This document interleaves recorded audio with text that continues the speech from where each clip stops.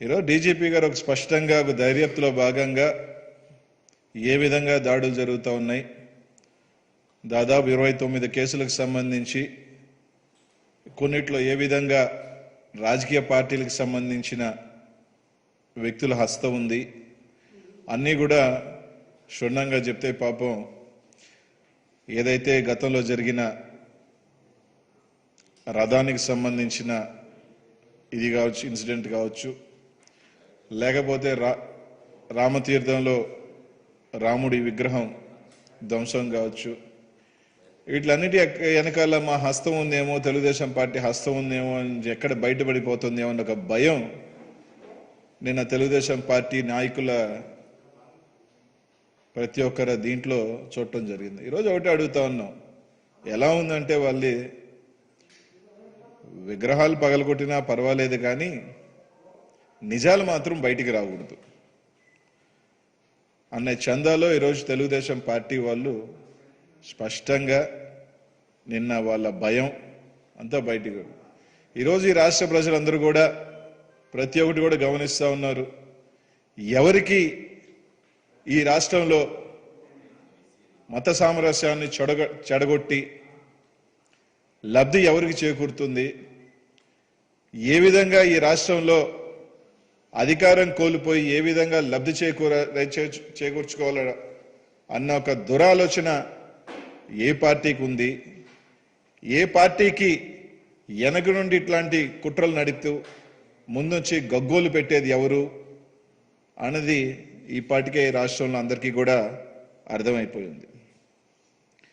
ఇప్పటికే దాదాపు మన డీజీపీ గారు పెట్టిన ప్రెస్ మీట్స్లో 29 కేసులకు సంబంధించి 9 కేసుల్లో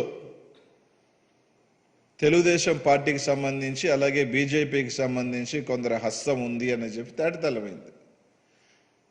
ఈరోజు ఒకటే స్పష్టంగా పోలీసు యంత్రాంగం పూర్తిగా కూడా విచారణ జరిపి దీంట్లో పార్టీలు ఏ పార్టీ అయినా కానీ ఏ మతమైనా కానీ ఎవరైనా కానీ వ్యక్తులు ఉంటే దీంట్లో తప్పకుండా శిక్షించే విధంగా చర్యలు తీసుకునే విధంగా పోలీసు యంత్రాంగం ముందుకు వెళ్తుంటే అందులో భాగంగా ఈ దాడులు చేసిన ఎక్కడా కూడా అన్యమత ప్రచారం చేసే వాళ్ళు కానీ వాళ్ళు ఎవరు కూడా లేరు. కేవలం ఇవన్నీ కూడా రాజకీయాలకు సంబంధించో లేకపోతే వేరే దురుద్దేశాలకు సంబంధించో ఈ దాడులు ఉన్నాయి కానీ ఎక్కడా కూడా వేరే సంఘటనలు కనిపించట్ల.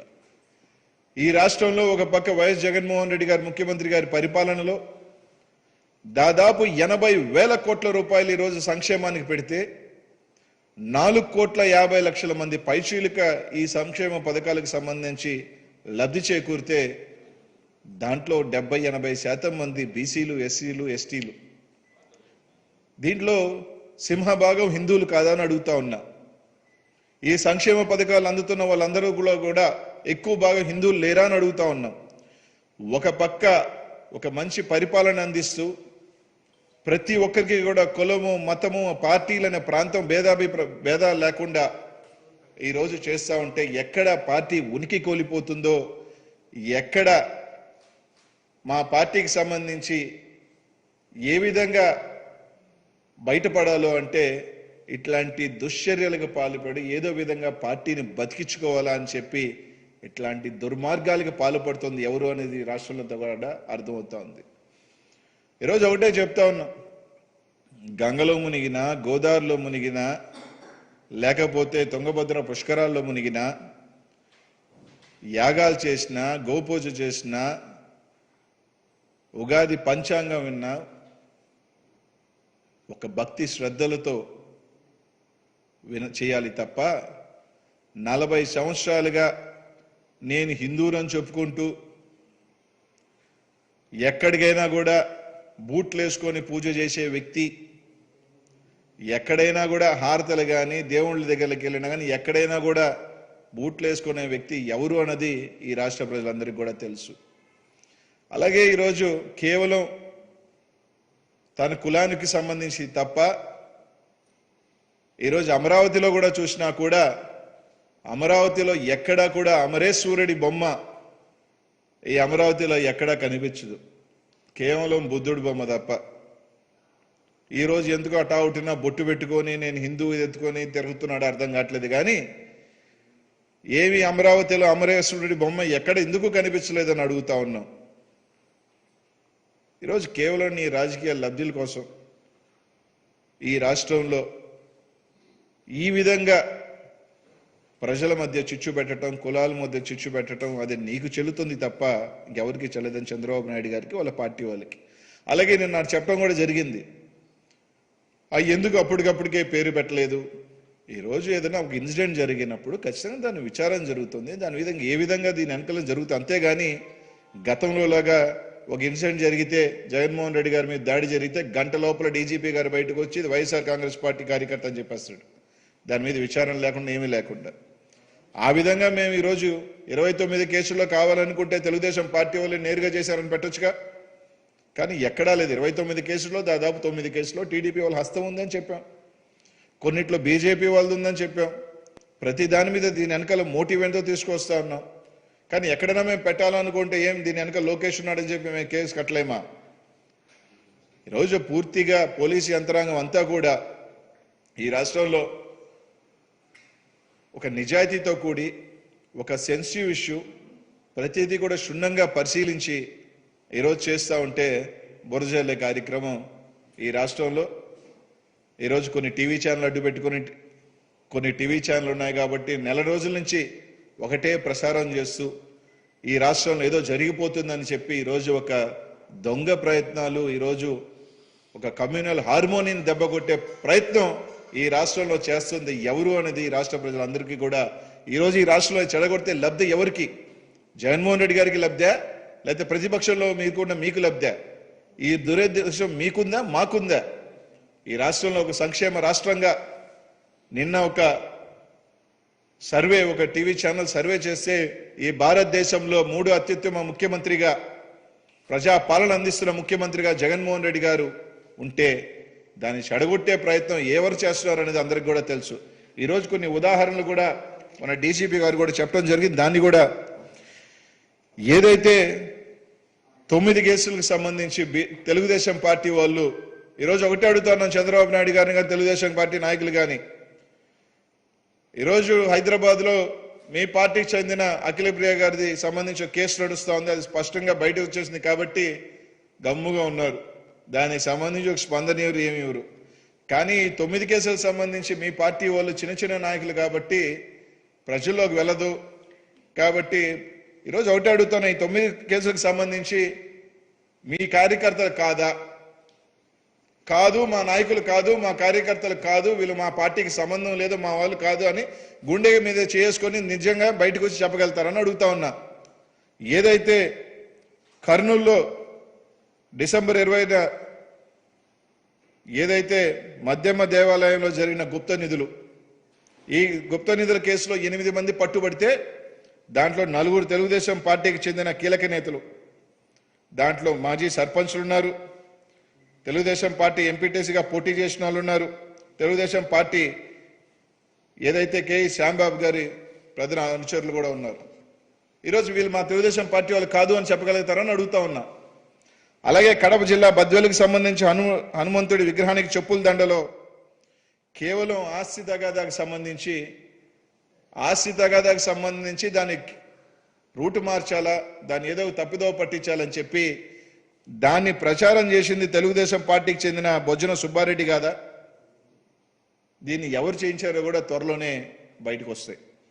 అలాగే కర్నూలు జిల్లాలో ఆంజనేయ స్వామి గోపురం ధ్వంసమైంది అని చెప్పి దాన్ని ప్రచారం చేసి సోషల్ మీడియాలో కానీ ప్రెస్ మీట్లో కానీ మాట్లాడిన తెలుగుదేశం పార్టీ అధ్యక్షుడు ఎవరైతే పార్లమెంటరీ సోమిశెట్టి వెంకటేశ్వర గారు తప్పుడు ప్రచారం చేయడం జరిగింది. దానికి సంబంధించి ప్రధాన అర్చకుడు అది ఏదైతే పూజారి, ఆ పూజారి స్వయంగా చెప్పడం జరిగింది, ఏదైతే ఆ ఘటన ఏ విధంగా చోటు చేసుకుంది విద్యుత్ ఎలక్ట్రిక్ షాక్ వల్ల, దాంట్లో ఒక అతనికి కాళ్ళు ఇంజూరీ జరిగిందని చెప్పి ఆ బాధితుడు కూడా చెప్పడం కూడా జరిగింది. ఏ విధంగా దాన్ని తప్పుడు ప్రచారం చేసే కార్యక్రమం తెలుగుదేశం పార్టీ వాళ్ళు చేశారు. అలాగే ఈరోజు ప్రకాశం జిల్లాలో సింగరాయకొండలో శ్రీ వరాహ లక్ష్మీ నరసింహరావు దేవ విగ్రహాన్ని ధ్వంసం చేశారు, అదొక తప్పుడు ప్రచారం. దానికి సంబంధించి టీవీ5 ఏబిఎన్ జర్నలిస్టులు కీలక పాత్ర పోషించారు ఆ ప్రచారం చేయటం. శ్రీకాకుళంలోకి సంబంధించి ఒక సరస్వతి విగ్రహానికి సంబంధించి విగ్రహంకి డ్యామేజ్ జరిగితే అది 2 సంవత్సరాల క్రితం డ్యామేజ్ జరిగిన విగ్రహం. అక్కడున్న ఉపాధ్యాయులకు తెలుసు, ఆ ఉపాధ్యాయులు కూడా చెప్పారు. అయినా కూడా దాన్ని తీసుకొచ్చి తప్పుడు ప్రచారం చేయటం, అక్కడున్న బీజేపీ నాయకులు తప్పుడు ప్రచారం చేయడం జరిగింది. అలాగే రాజమండ్రికి సంబంధించి వినాయకుడి విగ్రహానికి మలం తప్పితం చేశారంటూ ఉద్దేశపూర్వకంగా బుచ్చయ్య చౌదరి గారి ప్రధాన అనుచరుడో పిఎనో ఏదో మొత్తానికి ఆయన తప్పుడు ప్రచారం చేస్తే అక్కడికి సంబంధించి ఫోరెన్సిక్ ల్యాబ్లో వెళ్తే దానికి సంబంధించి ఎటువంటి ఆధారాలు ఆ కుట్ర చూస్తే అది. ఈ విధంగా తప్పుడు ప్రచారాలు చేస్తుంది ఎవరు? దాదాపు ప్రతి కేసులో నర్సరావుపేటలో శృంగేరి మఠానికి సంబంధించి సరస్వతి విగ్రహానికి దాన్ని అపవిత్రం చేశారంటూ తెలుగుదేశం పార్టీ నాయకులే, దానికి సంబంధించి చల్లా మధుసూదన్ రెడ్డి. ఈ విధంగా దాదాపు అన్ని కేసుల్లో కూడా ప్రతి కేసులో తీసుకువెళ్తే దానికి మూలాలు తీసుకువెళ్తే తెలుగుదేశం పార్టీకి సంబంధించి వాళ్ళు. తిత్లీ తుఫాన్లకు సంబంధించి విగ్రహం ధ్వంసం అయితే ఆ ఫోటో తీసుకొచ్చి ఇప్పుడు ధ్వంసం అయిందని చెప్పి శ్రీకాకుళం జిల్లాలకు సంబంధించి దాన్ని తీసుకొచ్చి ఆ విగ్రహాన్ని వాట్సాప్లో పెట్టడం, ఆ వాట్సాప్లో షేర్ చేయటం, దాన్ని తీసుకొచ్చి ఒక బీజేపీ నాయకుడు రవికుమార్ అనే వ్యక్తి. అలాగే నిన్న పాస్టర్కి సంబంధించి ఒక పాస్టర్కి సంబంధించి కూడా ఒక విషయం జరుగుతోంది. అది ఎప్పుడు జరిగిందంటే అది 5 సంవత్సరాల క్రితమో 3 సంవత్సరాల క్రితమో జరిగిన విషయం. దాన్ని తీసుకొచ్చి ఇప్పుడు ప్రచారం చేయటం. ఈరోజు మీరు డేటా తీసుకుంటే గత 5 సంవత్సరాలలో జరిగిన హిందూ గుళ్ళ మీద కావచ్చు, విగ్రహాల మీద కావచ్చు, డేటా తీసుకుంటే ఎక్కువ శాతం తెలుగుదేశం పార్టీలోనే ఉంటుంది. ఈరోజు క్షుద్ర పూజలు చేసే చరిత్ర ఎవరికి ఉంది? దుర్గమ్మ గుడిలో క్షుద్ర పూజలు చేస్తూ ఎవరి హయాంలో ఎన్ని జరిగినాయి? ఇట్లాంటి అనేకం మీ హయాంలో విజయవాడలో చూస్తే 40 గుడులు ఏకంగా కూల్చిన ఘన చరిత్ర మీకుంది. క్షుద్ర పూజలు చేసే ఘన చరిత్ర మీకుంది. ఇట్లాంటి దుర్మార్గాలు నీచ చరిత్ర ఎవరికైనా చేయగలుగుతారంటే అది ఒక చంద్రబాబు నాయుడు గారు తప్ప జగన్మోహన్ రెడ్డి గారికి కాదు. జగన్మోహన్ రెడ్డి గారికి అన్ని మతాల మీద విశ్వాసం ఉంది, దేవుడంటే భక్తి ఉంది, ప్రజలంటే మమకారం ఉంది. కాబట్టే ఈ రాష్ట్రంలో సంక్షేమం ముఖ్యమంత్రిగా దాదాపు 80,000 కోట్ల పైచీలుక పార్టీలు మతాలు చూడకుండా ఈరోజు ప్రతి ఒక్కరికి కూడా సంక్షేమం ఇచ్చే కార్యక్రమం మన ముఖ్యమంత్రి గారు చేస్తూ ఉంటే ఈరోజు తప్పుడు ప్రచారాలతో ఈరోజు ఎక్కడ అన్ని బండారాలు బయటపడతా ఉన్నాయి, రోజుకు ఒక బండారం బయటపడతా ఉంటే డీజీపీ మీద యాక్షన్ తీసుకోవాలా? దేని మీద ఎందుకు? విగ్రహాలు కొడితే మీరు పగలగొట్టచ్చు, కానీ వాళ్ళ మీద పూర్తి వివరాలతో బయట పెడుతుంటే మాత్రం మీకు ఎందుకు భయం? నారావారి నరాలలో ఆ వణికి ఎందుకు బయటపడుతుందో, బలహీనత బయటపడుతుంది ఈరోజు స్పష్టంగా కనిపిస్తుంది. ఎందుకంటే తప్పు చేసినోడు భయపడతాడు. తప్పు చేసినోడే కంగారు పడి అందరి చేత నిన్న ఆహో ఓహో అంటే అప్పుడు చెప్పలేదు, ఇప్పుడు చెప్తున్నారు. ఈరోజు ప్రతి ఒక్క ఆధారంతో చెప్తున్నాం. వీళ్ళు మా వాళ్ళు కాదు, మా కార్యకర్తలు కాదు, మా పార్టీకి సంబంధం లేదని చంద్రబాబు నాయుడు గారు చెప్పగలుగుతారని అడుగుతా ఉన్నాం. ఈ రాష్ట్ర ప్రజలన్నీ గమనిస్తూ ఉన్నారు. ఈ రాష్ట్రంలో మత సామరస్యాన్ని చెడగొట్టి దాని ద్వారా లబ్ధి పొందాలనే నీచమైన నికృష్టమైన ఆలోచన ఈ రాష్ట్రంలో ఎవరికైనా ఉందంటే అదొక చంద్రబాబు నాయుడు గారికే. కాబట్టి దయచేసి మళ్ళీ చెప్తా ఉన్నాం, పోలీసులు ఏ విధంగా నిజాయితీగా దర్యాప్తు చేస్తూ రోజు ముందుకు వెళ్తా ఉన్నారు. ఇంకా కూడా అన్ని కూడా బయటకు వస్తాయి. బయటకు వస్తే వారి నరాలు తెగే పరిస్థితి వచ్చేసింది. కాబట్టి ఆ భయాన్ని కప్పిపుచ్చుకోవడానికి ఈరోజు అనేక అప్పుడు చెప్పలేదంటే ఎక్కడైనా కేసు జరిగితే అరగంటలో చెప్తారా? విచారణ చేసి అన్ని కేసులకు సంబంధించి పూర్తి వివరాలతో ఒక డీజీపీ ప్రెస్ మీట్ పెట్టి మొత్తం డేటా తీసుకొచ్చి బయట పెడితే వణుకు బుట్టి ఎక్కడ మా బండారాలు బయటపడతాయో రాముడి విగ్రహం దగ్గర నుంచి అంతర్వేది రథం దగ్గర నుంచి ప్రతి ఒక్క దాంట్లో మీ పాత్ర ఎక్కడ బయటపడుతుందో అని చెప్పి ఈరోజు భయపడుతూ ఈరోజు మా మీద దాడి చేసే ప్రయత్నం. కాబట్టి ఇంకొకసారి ఈ రాష్ట్ర ప్రజలందరికీ కూడా తెలుసు, చూస్తూ ఉన్నారు. కాబట్టి ఇట్లాంటి రాజకీయాల ద్వారా లబ్ధి పొందాలనుకున్న వాళ్ళకి ఖచ్చితంగా కూడా ప్రజలే బుద్ధి చెప్తారు. భగవంతుడితో ఆడుకున్నవాడు ఎవడు కూడా బాగుపడిన చరిత్ర లేదు. తప్పకుండా ఇంకా కాస్తో కోస్తా ఉన్నాయి కూడా పోయే పరిస్థితి ఉన్నాయని చెప్పి తెలియజేస్తా ఉన్నాను.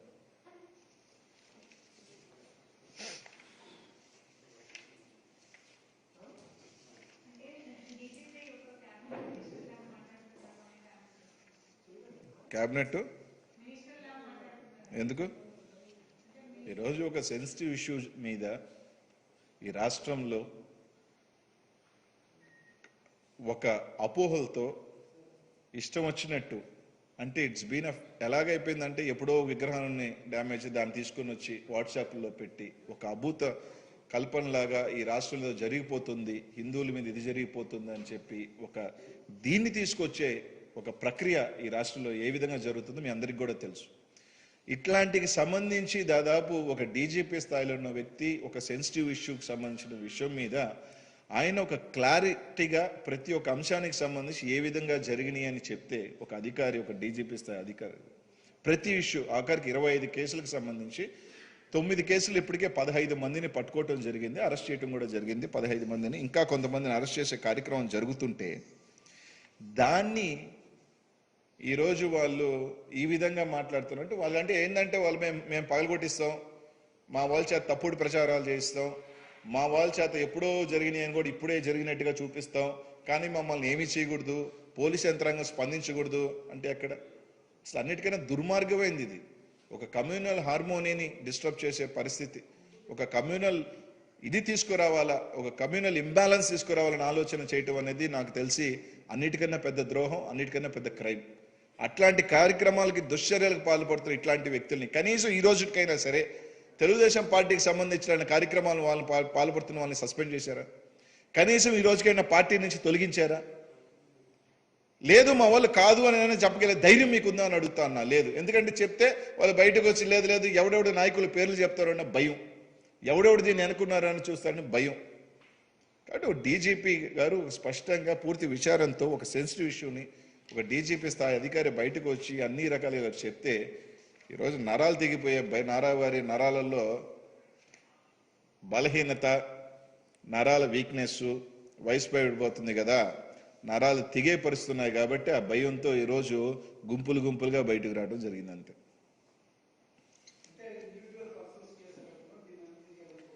ఖచ్చితంగా దీనికి సంబంధించి ఒక దగ్గర జరిగిందంటే ఎవడో ఇండివిజువల్ చేశారంటే, if you see the serious of incidents శ్రీకాకుళంలో, విశాఖపట్నం, రాజమండ్రి, కర్నూలు, తిరుపతి, తర్వాత కడప, అన్ని జిల్లాలకు సంబంధించి దాదాపు సింగరాయకొండ, ప్రకాశం, అంటే చూస్తే ప్రతి జిల్లాలో 1 or 2 ఇన్సిడెన్సెస్ ఒక తప్పుడు ప్రచారాలు చేయటం, దాన్ని ఒక ప్రాంతంలో దాన్ని విస్తరించి ఇది చేస్తున్నారంటే ఖచ్చితంగా లేదు, మా పార్టీకి సంబంధించి కాదు, వ్యక్తులు కాదు వాళ్ళు, మా పార్టీకి సంబంధం లేదు వాళ్ళు, మా పార్టీ వ్యక్తులు కాదు వాళ్ళు అని చెప్తున్నారా? లేదు.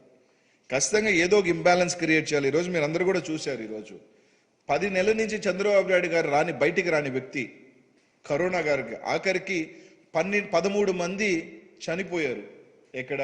విజయవాడలో 12 or 13 అప్పుడు రాలా. చాలా ఇన్సిడెంట్స్ జరిగినాయి కరోనాలో, ఎప్పుడు రాలా.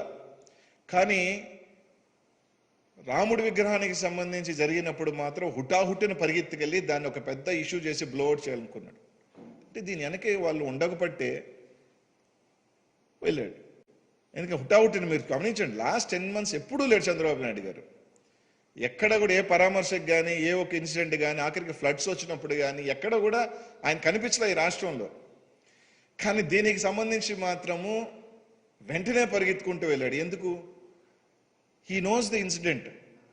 దీని వెనకాల వాళ్ళ పార్టీకి సంబంధించిన చైర్మన్, వాళ్ళ పార్టీకి సంబంధించింది, వీళ్ళ వెనకాల ఎక్కడో దగ్గర ఒక హస్తం ఉంది. కాబట్టి బయటకు హుటాహుటిని పోయి దాన్ని ఒక రాద్ధాంతం చేసి రచ్చ చేసేసి ఈ రాష్ట్రంలో ఏదో జరిగిపోతుంది, ఈ రాష్ట్రం క్రియేట్ చేయాలన్న ఒక ఇదే కదా ఒక 14 years సీఎంగా ఉన్న వ్యక్తి. సో ఇవన్నీ కూడా ఏంటి? ఈరోజు ఎవరికి లబ్ధి అండి?